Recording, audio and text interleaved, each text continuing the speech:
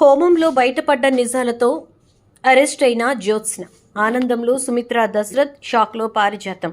ఇంతకు హోమంలో ఏం నిజాలు బయటపడ్డాయి? జ్యోత్స్న ఎందుకు అరెస్ట్ అయింది? సుమిత్ర దశరథ్ ఆనందపట్టమేంటి?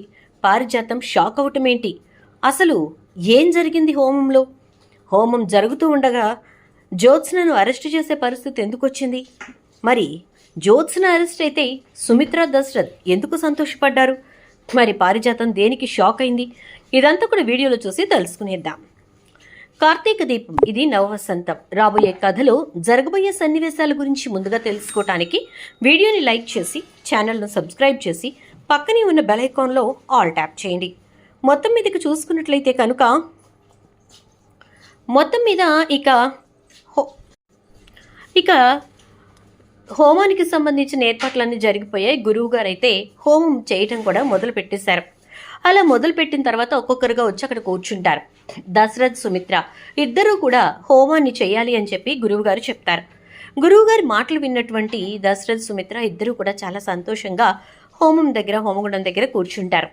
ఇక శివనారాయణ అయితే చాలా సంతోషపడుతూ ఉంటాడు. ఒక పక్క కూతురు, ఒక పక్క అల్లుడు, ఇంకా అల్లుడి కుటుంబం, ఇంకా ఇట్నుంచి వచ్చేసేసి కొడుకు భార్య, కొడుకు కూతురు, ఇట్నుంచి తన మనవరాలు, ఇలా సంతతంతా కూడా కనిపిస్తూ ఉండేసరికి చాలా సంబరపడిపోతాడు శివనారాయణ. ఇదే నా కుటుంబం అందరూ ఒకే చోట చేరటం నాకెంతో ఆనందంగా ఉంది. ఈ సంతోషం ఇలాగే ఉండాలి.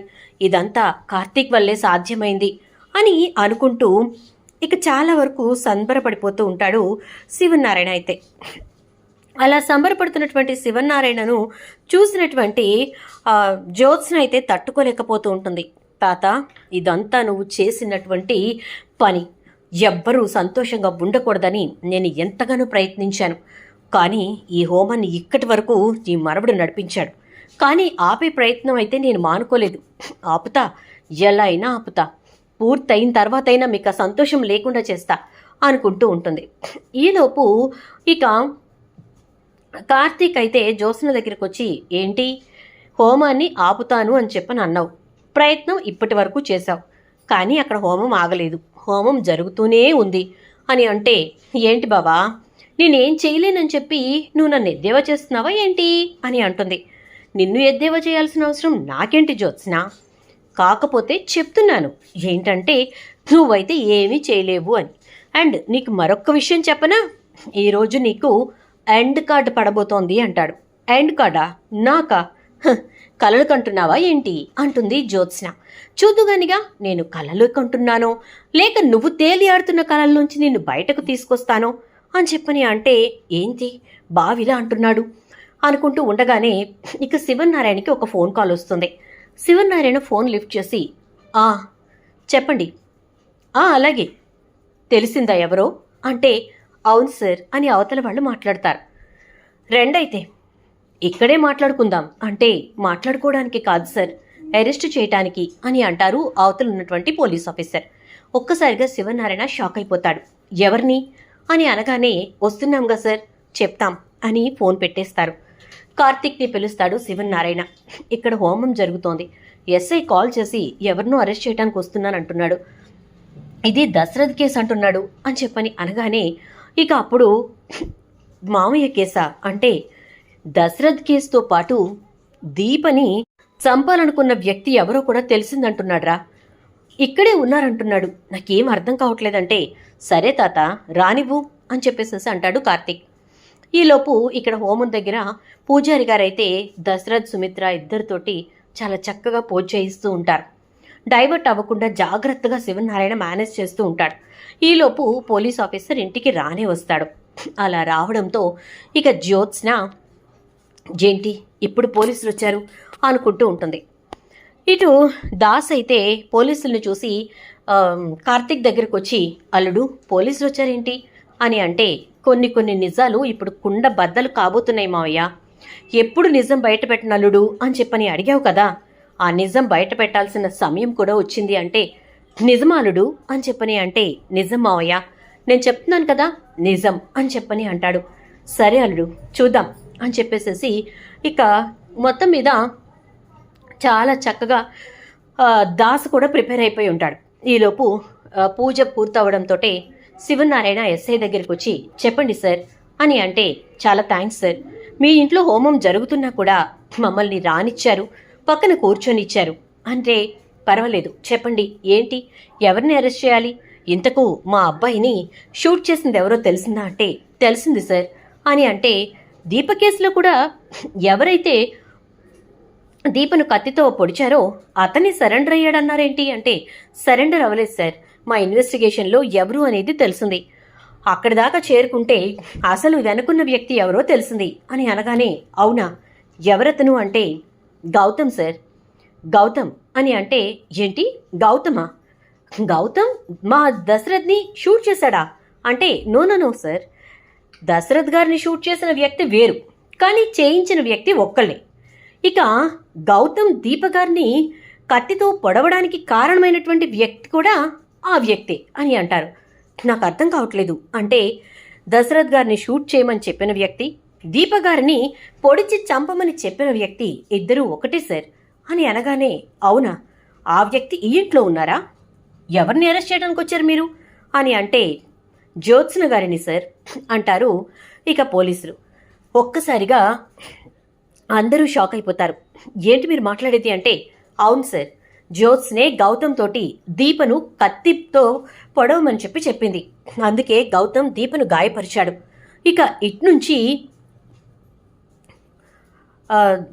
దశరథ్ గారిని షూట్ చేయమని చెప్పి సత్తిపండు అనే వ్యక్తికి సుపారీ ఇచ్చి జ్యోత్స్న గారి మొత్తం సెటప్ చేశారు. ఆ రోజు కావాలని చెప్పి దీపగారిని రెచ్చగొట్టి ఇక్కడికి వచ్చేలా చేసి, ఇక్కడ గొడవ జరిగేలా చేసి, మీ రూమ్లో ఉన్న రివాల్వర్ తన చేతికి వచ్చేలా చేశారు. కానీ మీ అబ్బాయి గుండెల్లోకి దిగినటువంటి బుల్లెట్ మాత్రం బయట మీ ఇంటి కిటికీ దగ్గర నుంచున్న వ్యక్తి కాల్చినటువంటి బుల్లెట్ అని అంటే, ఆ వ్యక్తి ఎవరో కాదు సత్తిపండు అని చెప్పేసి అంటే, దీనికి ప్రూఫ్స్ ఏంటి ఎస్ఐ గారు అంటుంది జ్యోత్స్న. మీ బ్యాంక్ ట్రాన్సాక్షన్స్ మేడం, దాంతోపాటు మీరు గౌతమ్ కలిసి మాట్లాడుకున్నటువంటి వీడియో కూడా చాలా భద్రంగా ఉంచి గౌతమ్ మాకు అప్పచెప్పాడు అని అంటే, ఇప్పుడు అసలు గౌతమ్ని ఎవరు కదిపారు ఇన్స్పెక్టర్ అని అంటే, ఏం మరదలా ఎవరు కదిపారో కావాలా, లేకపోతే వాడు నిజం చెప్పాడు కాబట్టి నువ్వు సైలెంట్గా వెళ్ళిపోవటం కావాలా, సైలెంట్గా వెళ్తే ఇక్కడతో ఆగుతుంది, లేకపోతే ఇంకా చాలా విషయాలు బయటకు వస్తాయి అంటాడు.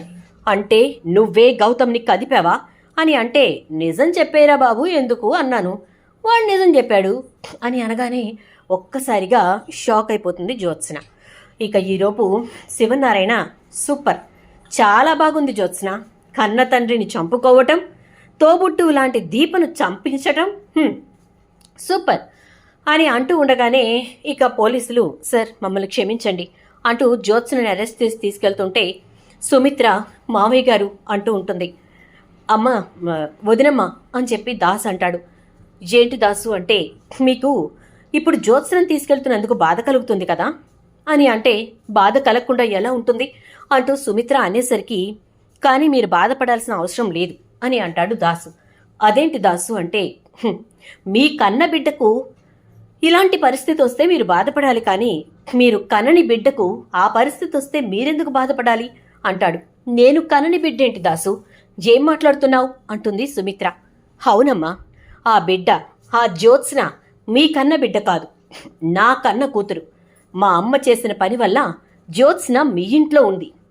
ఈ ఇంటి వారసురాలు పని మనిషిగా అదుగో అక్కడ నిలబడుంది అనగానే పారిజాతం ఒక్కసారిగా, దాసు ఎవరిని నువ్వు ఇంటి వారసురాలంటున్నావు, ఈ దీపనా అంటే, అవునమ్మా దీపే ఈ ఇంటి వారసురాలు, ఆ విషయం నీ మనవరాలు జ్యోత్స్నకు కూడా తెలుసు, అడుగు అంటాడు.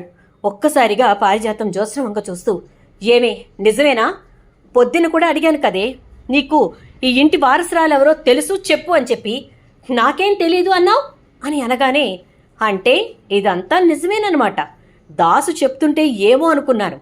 పారిజాతం ఎంత బాగా స్వామి భక్తి చూపించుకున్నావో, ఎంత బాగా నువ్వు ఈ కుటుంబానికి కృతజ్ఞతగా ఉన్నావో అని చెప్పి శివనారాయణ అంటూ ఉంటే, యాండి అది కాదండి నేను చెప్పేది వినండి అంటూ ఉంటే, నోర్ముయ్ నీచురాల, చి ఇలాంటి దానిగా నేను నా ఇంట్లో ఆశ్రయం ఇచ్చాను అని అనుకుంటూ ఆ రోజున నీకెందుకు అలాంటి బుద్ధి పుట్టిందో నాకు తెలియదు, కానీ ఈ రోజున నీ కొడుకుని నా కొడుకుతో సమానంగానే చూస్తున్నాను కదా. మరి నువ్వు చేసినటువంటి నష్టం నా కుటుంబానికి తీరని లోటుగానే మిగిలిపోతుంది కదా అంటూ ఉంటే సుమిత్ర, దశరథ్ ఇద్దరు కూడా దీపే మన కన్నబిడ్డంటండి, మనం తల్లిదండ్రులుగా తన పెళ్లి చేశాం, దీపే మన కన్నబిడ్డ అని సంతోషిస్తుంటే పారిజాతం మాత్రం షాక్లో అలా ఉండిపోతుంది. చూద్దాం మరి రాబోయే ఎపిసోడ్స్లో ఏం జరుగుతుందో. వీడియో నచ్చితే లైక్ చేయండి, వీడియోని షేర్ చేయండి, ఛానల్ని సబ్స్క్రైబ్ చేయండి, పక్కనే ఉన్న బెల్ ఐకాన్లో ఆల్ ట్యాప్ చేయండి.